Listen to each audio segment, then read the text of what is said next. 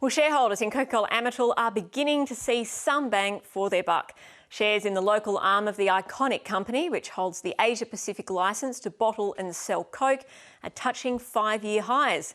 Giving it fizz is the $9.3 billion takeover offer which came from Europe 3 weeks ago.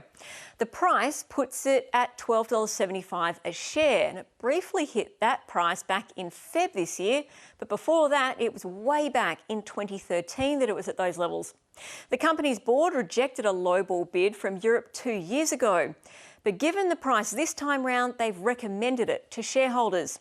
And Coke's US parent company also wants the deal done, taking a discounted price.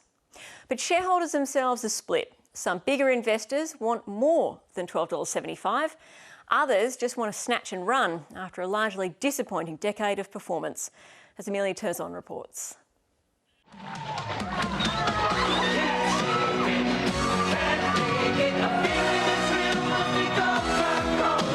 It's an all-American icon, but for half a century, an Australian company has been selling Coke here with a local flavour. This is Australia. Coca-Cola Amatil's exclusive rights to the brand extend right across the Asia-Pacific.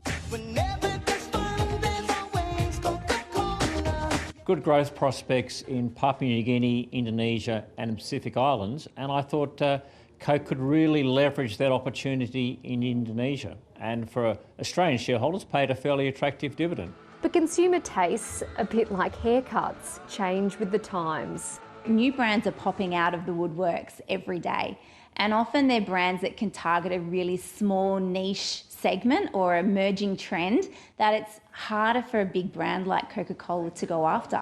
Supermarket owners have seen that perfect storm play out in their fizzy drink aisles.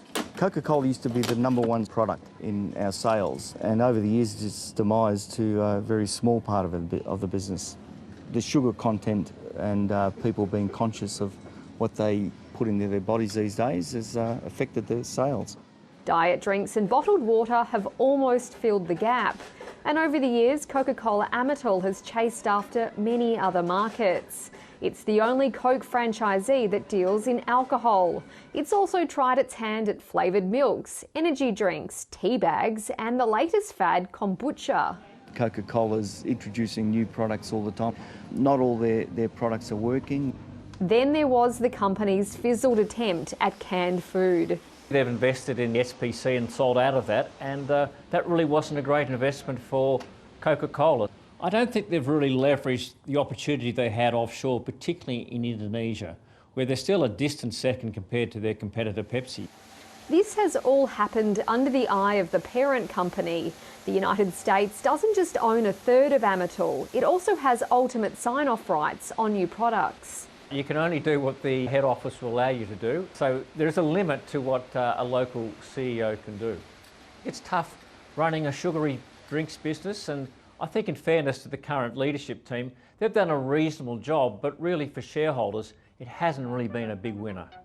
It now appears that America is done with its Australian partner. It's not only backing the European takeover, it's offering to sell its stake to them at a cheaper rate. I think it's probably the inevitable. It's just forming into part of the larger Coca-Cola franchise.